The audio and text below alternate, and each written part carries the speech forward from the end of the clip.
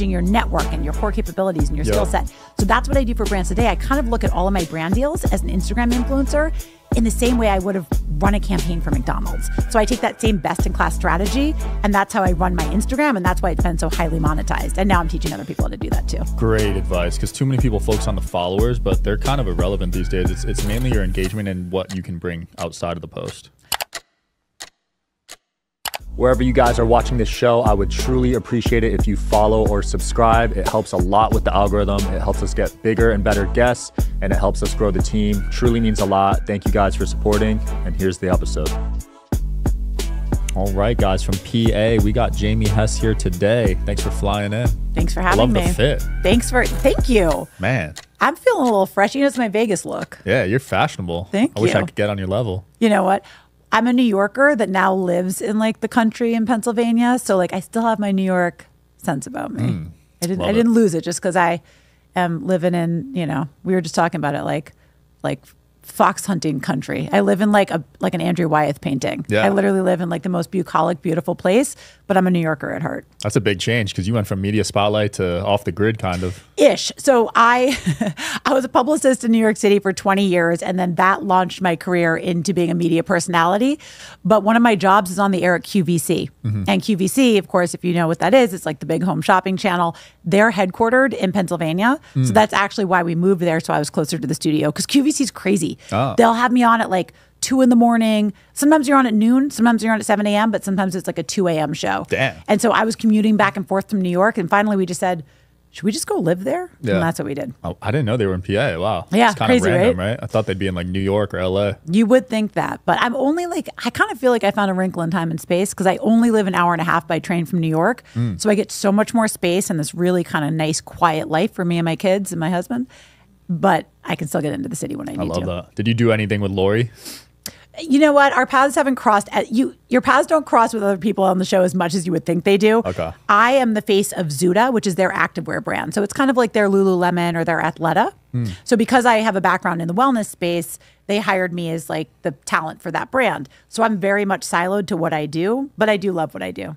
Yeah, it's really Talk to me about that wellness journey. Was there a specific moment that got you down that path? So, funny story.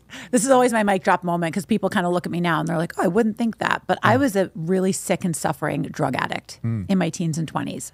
And to back us up even one step before that, Sean, the irony in that is my mom is TV journalist Joan London. So I mentioned that because it is a little extra surprising to people. My mom was like America's mom. She was like waving the American flag and apple pie. She was like just this really, kind of pure like celebrity that America kind of looked to as this icon. And you wouldn't think that her daughter would have gone down this really dark path of drug addiction. Right. But I honestly think that it was because I looked up to her so much. And I just almost thought, like, I don't know if I could ever really live up to that. As a teenager, I remember being like, wow, my mom is so idolized and so perfect that it seems really overwhelming and a little bit unattainable. And I just kind of like that kind of, I took a hard left. A hard left. And so I ended up in this really dark path of drug addiction. In getting sober, what happened for me was I found a blueprint for living. And that has a lot to do with spirituality and gratitude. And so I've used that as the underpinning for the rest of my success. It spurred me going forward. So even while I was a publicist, I had this Instagram account called NYC Fit Fam, where I was sharing my fitness and wellness journey with the world. That took off. So while I had this big job where I was representing brands like McDonald's and General Motors and LinkedIn, I was also this burgeoning health and wellness influencer. Wow. Which was funny because I was literally running the book of business on McDonald's. Yeah. Now, I love McDonald's as a brand, iconic American brand. I wasn't necessarily their core consumer, but I'll always love them like from a marketing standpoint. But I kind of felt like I had to pick a lane. I was like, you are the marketer for McDonald's and you're this burgeoning health and wellness influencer. And I was like, it's time to leave this corporate life and go be an entrepreneur as a wellness and mindset focused content creator. And that's what I did. Wow. So were you anonymous on NYC Fit Fam? I was not. I was very clear about who I was, and it kind of came up as a little problematic sometimes. Like the client would be like, oh, interesting. What are you doing? Like the McDonald's client or other clients would be like, and I'll say this. I feel that being an executive will always kind of undermine you as talent and vice versa. So it's very hard to hold an executive job and be in the boardroom, but also be like front and center as talent. So when I left and I told my mom, who, my mom is my mom, she's old fashioned, she's from a different era. Right. I said, Mom, I'm leaving this, 6-figure paying, health benefit having job to go be a content creator. She was like, are you out of your ever loving mind? And I said, Mom, with all due respect, I think it's going to work.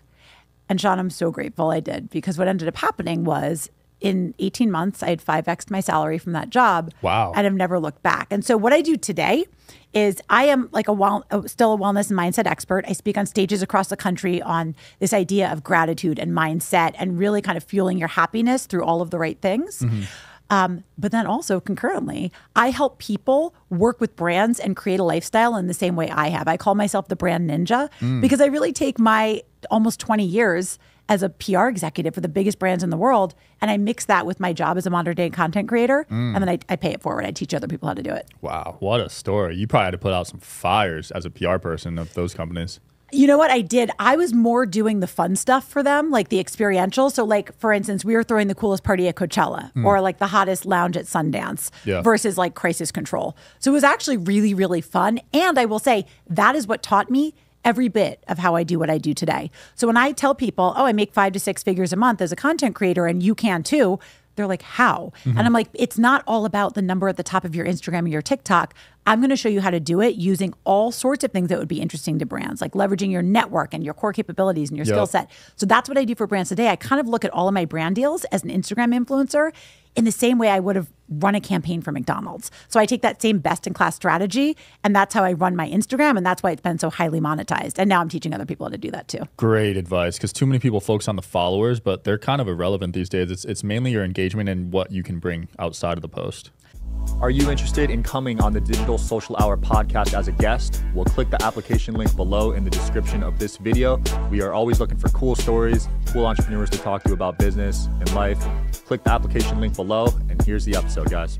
100%. And if you're not thinking like red thread full circle, what else can I be doing for a brand, right? So I'll give you an example. Like here I am, I'm out here in Vegas seeing you, right? I look at my life as a movie. Every moment is an opportunity for product placement. And I say that not in a way to exploit my life, like not like what can I get from brands, what money can I, it's like, what can I give? Okay, I'm going on an airplane. I'm going to be away from my kids for a few days. I'm doing this podcast interview. What brand might I be able to serve by integrating them into that part of my content? Maybe I can make an introduction. Maybe I'm seeing some influential people and I can bring them on site. What else can I do for the brand? And so that's really what I'm teaching in this Brand Ninja course is like, I want people to understand that it's not just about doing a post and being so transactional. You are a whole person. Show up and use that for brands. And then it's like a give and take. And then brands want to come back and work with you again and again. Powerful. Which platforms are you kind of focusing on at the moment? Instagram is my main platform. That's where I like to focus my energy. But like I said, like for me, I look at my content as jumping off of Instagram into IRL, right? So like Instagram is where I'll post, but I will like shepherd a brand's experience in all sorts of different areas of my life. I'll create experiential moments. I'll create opportunities for, amplification and awareness, and I'll bring them on site to events that I'm doing. So I think there's just a lot of new ways to think about the 4D experience of brand ambassadorship. Yeah, you're willing to go the extra step with your sponsors, which I think is long-term business, right? Because rather than they just pay you to show up on your feed, that's not long-term. It's not long-term. And so it really also like it parlays into this whole idea of gratitudeology, which is the name of my podcast. It is the name of is the focus of what I speak about on stage. Showing up with an attitude of gratitude, of what can I bring to the table, of how can I serve. That's what I learned in my early days in recovery. And it's been the underpinning of everything that I do ever since. So I'll give you like an example. So gratitudeology, right? Name of my podcast. I've been traversing the country, interviewing some of the top celebrities, thought leaders, 8 and 9 figure entrepreneurs that exist in America. And I go and I interview each of them on site. What I'm interviewing them about is what is that moment that you flipped the switch and you started seeing life through a lens of gratitude? Everybody has their why story. We all have it. For me, it was addiction. I almost died. I always say like I didn't wake up until I almost died. That's when I started seeing life different. But I interviewed all different people. Teddy Mellencamp, a star from The Real Housewives. Everything was great. And then she got skin cancer, 13 skin cancers, almost died. Damn. Totally changed her perspective. David Meltzer, right? Obviously David very well. Amazing, entrepreneur, CEO of Samsung, and then has to declare bankruptcy, but looks at it as the best thing that ever happened because it taught him so much. So I interview all these people and I get to tell these stories. Now, in the context of doing that, I can go back and I can say to my brands, look, the world's a dumpster fire. It's a very difficult time. Who wants to be the hero of this narrative? I am helping the world see life through a new lens, like a critical shift in perspective, to see things from everything being very dark to seeing things through a lens of gratitude. What brand wants to be a part of that journey? Because I would love to bring you on that journey with me, on this adventure, and tell that story. You're showing up in a different way. Do you see how that feels different? Rather than saying, like, do you want to sponsor my podcast? It's like, let's partner together and bring a new way of thinking to America. Absolutely. I love that. Gratitude is everything for me. Every day I wake up, write down 5 to 10 things I'm grateful for. Do you do that? Yeah, I've done that for 2-3 years straight. So David Meltzer always says this, the simplest things to do are also the simplest things to skip. And so I find that everybody knows they should be doing a gratitude list, but how many people really do it? And the reality is the actual gratitude, like the intuitive gratitude button that you want to program in your head where you just start seeing things more gratefully, that's a practice. That's an exercise. You actually have to do the work, like what you're doing, making that gratitude list, in order for that to work and to become an intuitive part of the mind. So I always say, if you literally just do the bare minimum, you write down those 3 things that you're grateful for, you're not only changing your perspective, you are lowering your diastolic blood pressure, you are reducing cortisol, you are initiating your parasympathetic nervous system. Like, gratitude literally changes the game as it pertains to your physical being. Wow. So that's why I'm telling these stories on the Gratitudology podcast, is because I don't just want to tell great stories, although I love storytelling. I really want people to wake up and be able to approach their day differently, because the world is hard enough. Now, you mentioned you felt a lot of pressure from your mother being the daughter of Joan London. Did she want you to follow in her footsteps and have her job? No. My mom actually thinks my sisters and I are nuts that any of us went into entertainment, and we did. I think my mom is just the most down-to-earth person that you've ever known. But I do think that's why we all grew up with, like, just a good sense of self. I mean, yes, I felt like the normal imposter syndrome and inferiority complex of a kid that is a child of a celebrity. But my mom didn't do that to me, right? That was my own interpretation of who she was. But she's so down to earth. She's so cool. And she just wants us to do whatever we can do to be happy and to make a good contribution to this planet. And to be honest, I think the thing she's most proud of us all for is just being like good moms to our kids and showing up and doing the right thing. Nice. Was she working crazy hours? Like, was she present with you guys growing up? So my mom worked, she had to get up every day at 3:45. Jeez. She had to go into the studio for hair and makeup, and she hosted Good Morning America from 7 a.m. to 9 a.m. every day. And then she would have some meetings and stuff, but it actually allowed her to be home in the afternoons. So people think that, like, I never saw my mom. My mom was actually at I'm a horseback rider. She was at every one of my horseback riding lessons and competitions. She was at every school thing, you know, within reason. And if she couldn't be there, we understood it was because mom had an important job and work matters too. And that's what I want to teach to my kids. My kids will never hear me say, I have to go to work. They will hear me say, I get to go to work. I get to show up. And that's very important to me. That's a great mindset shift, because people dread work these days.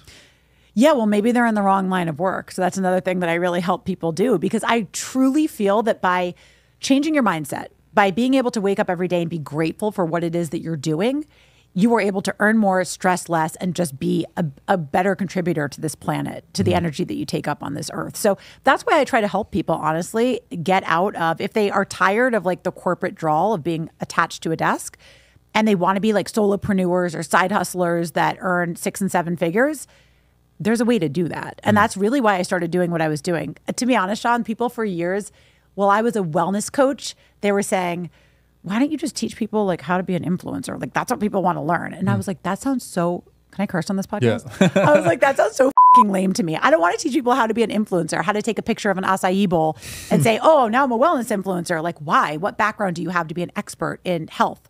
However, what I finally realized is that's not what I'm teaching. What I'm teaching is the unique intersection of my history as a publicist for almost 20 years and my acumen as a modern day content creator, and my promise to my brands that I show up with like true brand ambassadorship because I study the brand, I know the brand, and I come to it with a different mindset. That's why I am so successful, and that's why I make the money I do with the brands that I work with. Right. And so that's what I teach going forward. Like, I teach people to get out of, if you're miserable at your job, I bet you I can help you find a way out of that. But you got to be willing to show up with like a beginner's mind, and you got to be willing to learn and apply these tactics. Yeah. So that mindset, like victim mentality is everywhere these days. Is that something you struggled with at first too? So I would say, okay, I had a victim mentality when I was literally a victim of myself, when I was in my addiction, when I was in the darkness. Once I realized that this gratitude mindset is a practice, and if you stay in your practice, if you do it as an exercise, you don't feel that victim mentality anymore. Because I wake up with an attitude of gratitude, which I believe is a heartbeat of happiness. I wake up with confidence because, to be honest, I drink my own Kool-Aid. I know the hype is real. Yeah. Like, I know that when I say I make 5 and 6 figures a month with these brand deals, I do. Like, I'll show you my P&L, and I come to my courses that I teach with the receipts. I'm like, here's a deal memo. Here's the pitch deck. Here's what I do. And I drink my Kool-Aid because it's good Kool-Aid. It works. And so I believe it. So I don't really have a victim mentality. I don't have imposter syndrome anymore because I show up and I do the work to have confidence that I deserve, that I can sit in. And that's also really what I teach. It is 90% a mindset game. If you were getting on the phone with these brands and you're like, oh, pick me.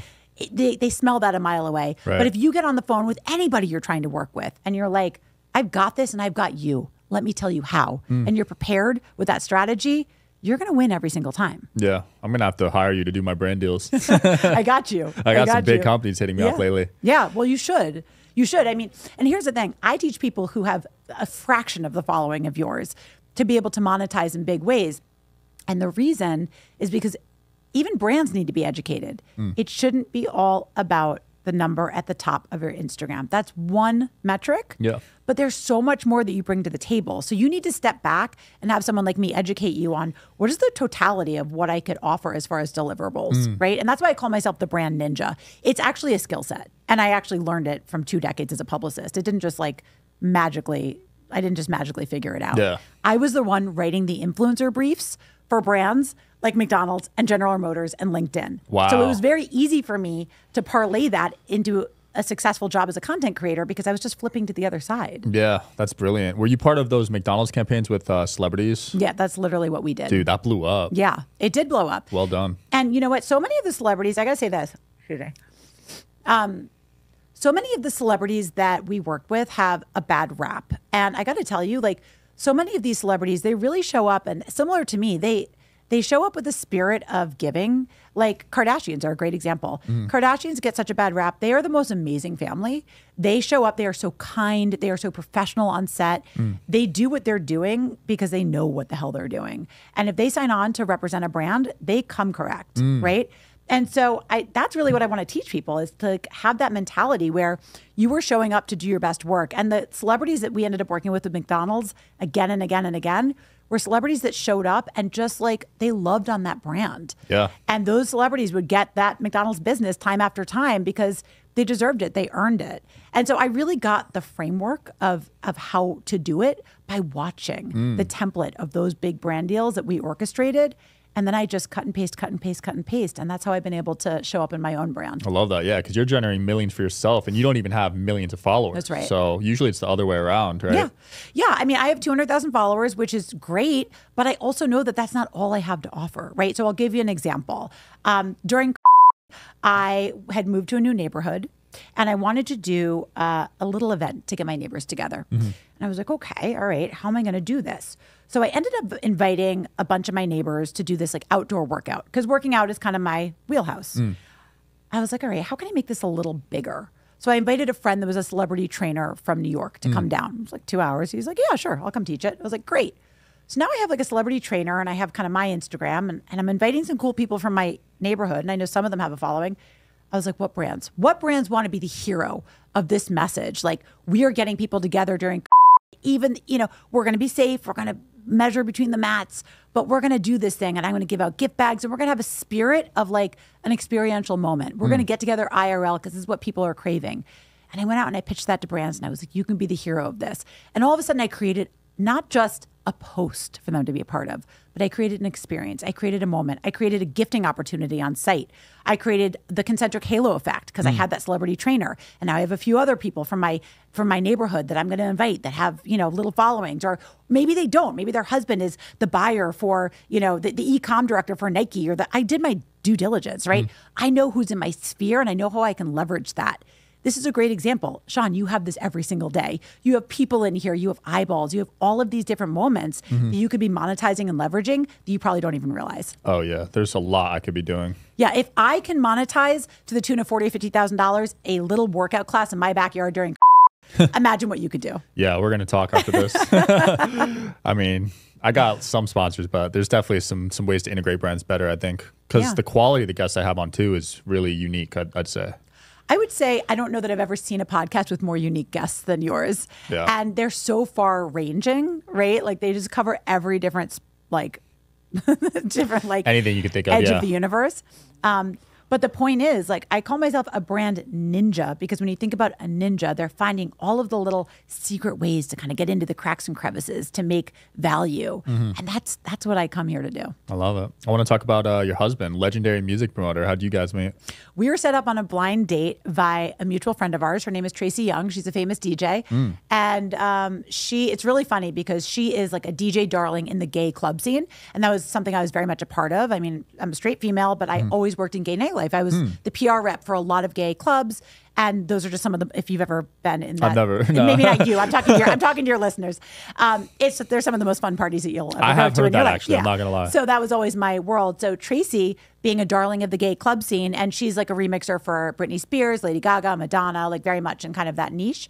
So when she said, I have a guy for you, I was like, do you know? I was like, and he's straight. And so he kind of ended up saying the same thing when she said, I'm gonna set you guys up on a date. Yeah. And lo and behold, and we ended up going out on one blind date, and we literally haven't been apart in like 12 years. So you didn't know what he looks like going into the date? I mean, I'd done a little bit of Googling, but the funny thing was he was rather ungoogleable when we first met, but I fixed that real fast. Now he's real findable. Nice. Wow. Blind dates. Never would have thought those would work. But here's the thing, Sean, is that when we first went out, so on our first date, we put it all out on the table. I was like, I'm a sober, like massive drug addict in recovery. Like, here's my backstory. He was like, great. I've, been divorced. I have grown kids, like put his story out on the table. We were very honest. And I believe in like just showing your vulnerability right off the bat. Yeah. I just like, this is part of the gratitude thing. Just be grateful for all the parts of you, right? I'm not ashamed. I'm not hiding any part of it. They're all the parts of my personal portfolio that make me. And so after that first date, I've only ever seen him have one drink. And it was on our third date. And after our third date, he said, can I come to one of those recovery meetings with you? I'd like to see what it's about. I was obviously sober at that point. I was just about to celebrate 4 years. Yeah. He came to that recovery meeting with me. And what happened was in that hour, he heard the speaker who was sharing that day, and the speaker said so much stuff that he identified with, and he was like, oh, I think I belong here too. Wow. He's worked 20 years in the music industry, represented some of the biggest names, legends in music. Yeah. And after being 20 years in the music industry, he's like, you know what? I think I should be getting sober. Because of that, because we've been sober together in a relationship for 12 years, these are the conversations around gratitude, around mindset, around positivity and positive, energy being the currency of the future. That is our everyday dialogue in our house. And I really believe that is like the fuel to the fire of our relationship and why we've been so successful. That is so cool. So the first date, you were telling him about all the addiction stuff? I told him about all the dark stuff on the first date. And by the fourth date, we were getting sober together. And we've been on that journey ever since. Wow. Yeah. Because that would scare a lot of people off, I think. But I love your openness. Yeah, well, that's honestly, so as a speaker on stage, when I speak about gratitudeology, I lead with that message. Like, I believe in making your mess your message, but only once you've healed. So I just get right out there and I'm like, hey, here's the thing. No one ever expected me to be a drug addict, but here we are. Yeah. And this was the beginning of my story. But by having that happen, it opened up the greatest doors for me as far as what I learned, what I'm able to teach. And also, when you've almost died, because let's be clear, I did, okay? When you've almost died and you've been to the darkest places, you see the light that much brighter. And every day, to this day, when I wake up and I'm over 20 years sober, I'm just happy to be here because it didn't have to go down like that. Wow. And so my husband and I look like every day, like we elbow each other and we're like, can you believe this is our life? Like it's such a beautiful life and we're so grateful and we're so happy. And he helps me so much with the gratitudeology stuff that I do because we're on this beam together. But we also geek out on business together. I help him with all his business stuff. I've helped a lot of his clients like with their PR and stuff. So I think it really helps to be on the same geekiness level about the stuff that you're geeking out on. I love that. I think your podcast is so needed. I can't wait to see where you take it. Thank you. My podcast, the Gratitudeology podcast is something that had been in my mind's eye for years. And the reason that I love doing it so much is because I'm not just doing chat show format interviews. For that one, I'm going deep dive storytelling. So I interview the people and then I come back and I do like a couple months of post-production. I record narration, I do sound design. So by the time you listen to it, it's like you're listening to an audiobook. You're being taken on a journey of this person's story. Because I think we all like to learn something, but we also all like to be entertained. And so that's what I try to do. For sure. And they say storytelling, you actually remember it a lot better than just definitions. People will remember 10% of what you made them think, but they'll remember like 100% of what you made them feel. Yeah, and so that's how I try to. You're tying in emotions. Did you learn that from your mom? Definitely. Storytelling is always key, right? And that's really what I've learned as far as also being a great keynote speaker, right? Like nobody wants you to get on the stage and go through a deck and talk about like slides of like graphs and numbers. It's so boring. But if you're able to tell them a story of how this worked in your life, they're listening. Yeah, 100%. When I see someone pull up with a presentation, I'm going backstage. I'm going on my phone. Right, like, I'm you're out. bored. Yeah, totally. Yeah. Yeah, well, you and I met backstage at Aspire. And, and so many of the speakers at Aspire, like Tim Story and David Meltzer and all these people, like that's why we are so inspired by them, right? Like they have nailed their why story and then they've used that to parlay this message of hope and inspiration. And that's why I interview so many people like them. Both of them have been on my podcast. And I interview so many great keynote speakers because once you've learned how to tell your story in a way that lands, like you tell that moment where everything's shifted, that pivot point, and then you're like, and here's what it looks like on the other side. And there's that hope and inspiration because people can see themselves in that story. Then you're touching a nerve. Yeah. I love going to events, conferences like that because you realize there's a lot more to life than just making money. There's a lot more to life than making money. And here's the thing. Success does not equal happiness. Happiness brings success, right? Because I grew up with some of the richest people in the world. I'm a horseback rider. I grew up in like a wealthy area of Greenwich, Connecticut. I hate to say it, but some of the wealthiest mofos that I've ever known are the most miserable people I've ever been what a statement. Exposed to. And I'm so sad for them. I just had dinner with somebody the other night in Los Angeles, and I felt so bad for her. Honestly, she is a very, very wealthy human and was married to a very, very famous person. And we're sitting having this dinner, and I'm like, oh my God, she's so fundamentally sad. And I was like, she said, I love what you're doing with Gratitudeology. I wish I had any of that in my life. I said, what do you mean? She's like, I don't have that. I don't get it. Like, I'm not grateful. And I'm like, well, that's your problem, babe. That's your problem. Once you wake up every day with a sense of gratitude in your heart, it's just all like everything's gravy. And my husband and I say this, like we've been together 12 years, right? But when we started, we lived in a studio apartment, me, him, and my dog. And, and he worked from home. So it was like tight quarters. And we've been on the come up together. And now we've definitely moved on up from that studio apartment, to say the least. We live a very nice life now.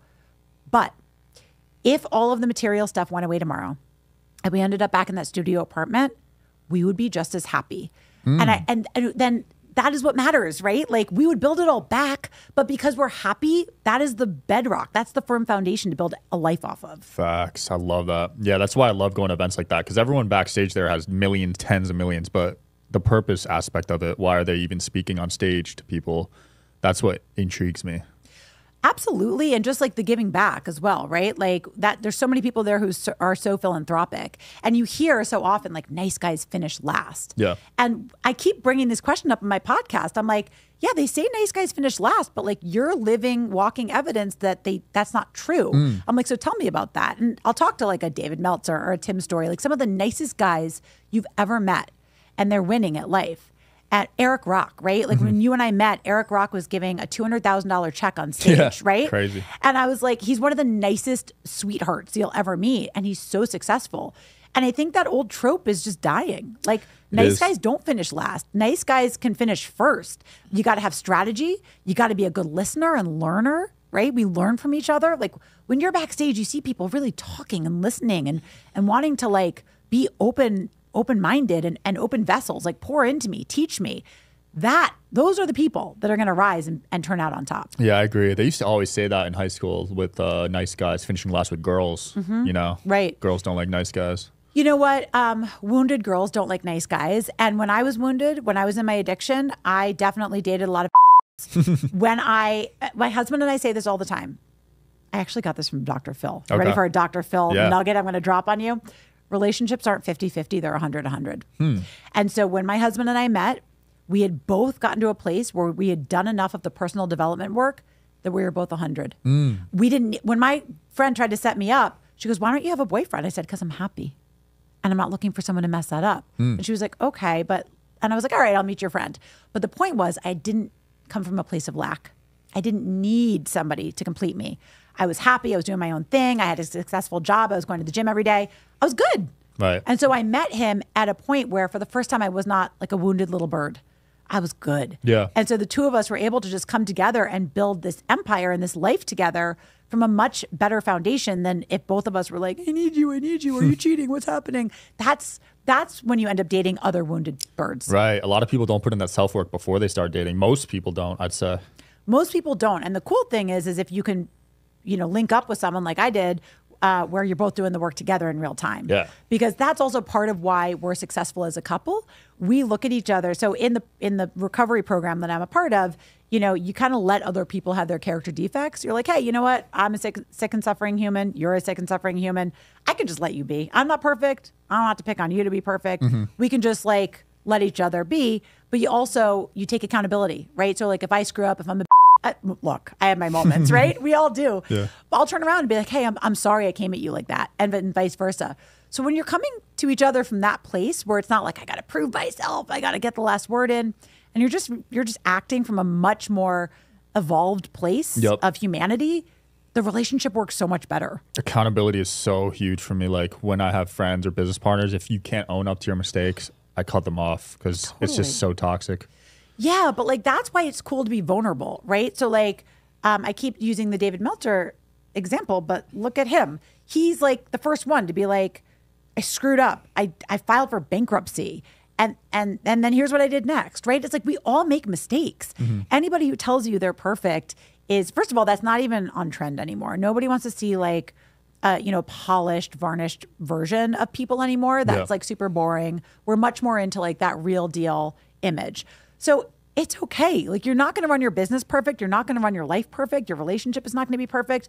It's almost like the gratitude piece, being grateful for even just realizing, hey, I'm a human. And I say this all the time, Sean, like it's easy to be grateful for the parts that are great, right? Like I wake up every morning and I'm like, wow, I'm really grateful for this beautiful house I moved into. I'm really grateful for my good relationship with my husband. It's harder to learn to love the parts that suck. So like when I wake up and I'm like, wow, I'm having this one piece of my business that's like, slow to scale, or I'm having this one problem with a girlfriend, right? Like we're not communicating or whatever. Or my kid, right? Like kids are always going to be problematic. They're kids. Yeah. Learning to be like, to not look at that as like this rain cloud over your head, but be like, hey, what's the opportunity here to learn, to grow, to do something better, to get a little stronger? That's where the growth is. And so when I talk about gratitudeology, it's not just the study and practice of positive psychology. It's learning to love the suck. I love that. You mentioned kids earlier, so this is an interesting question. Do you feel like a lot of women in their 20s and 30s kind of force relationships because they're on a time clock to have kids? I mean, it's a great question. I came up in New York. So actually, I found the opposite. I found a lot of my friends in their late 30s, early 40s being like, I worked so hard, I forgot to have kids. And I tell a lot of my girlfriends, like, freeze your eggs. Like, this is like a real conversation amongst women, especially ambitious women, because oftentimes time just gets away from you. I'm sure that happens a lot. For me, I'm so grateful that I didn't have kids until I was in my mid 30s, because I just had so much of life and living and figuring out of my to do that I don't think I would have been ready 1 minute before I was ready. And I will say this, don't have kids before you're ready. Because the thing is that once you have kids, the living just for yourself, that's a wrap. That's a wrap, right? So like I used to say to my sister, I would see her like lying on the couch, like watching a Bravo marathon on the weekend, like, eating like, Hot Pockets on the couch at like 3 p.m. And I'm like, just so you know, when you have kids, that's a wrap. So like enjoy it now, right? Like cuddle up, be hungover on a Sunday, do your thing. But once you have kids, you really have to show up in a different way. So you got to make sure you're ready for that. I love that. Jamie, it's been fun. Anything you want to promote or close off with? I just want to tell everybody to listen to the Gratitudeology podcast. You can text the word gratitude to 33777, and that'll give you the listen links. And if you head on over to mybrandninja.com, you can get the detail about my Brand Ninja course. Cool. We'll link below. Thanks for coming on. Thanks for having me. Of course. Thanks for watching, guys. See you tomorrow.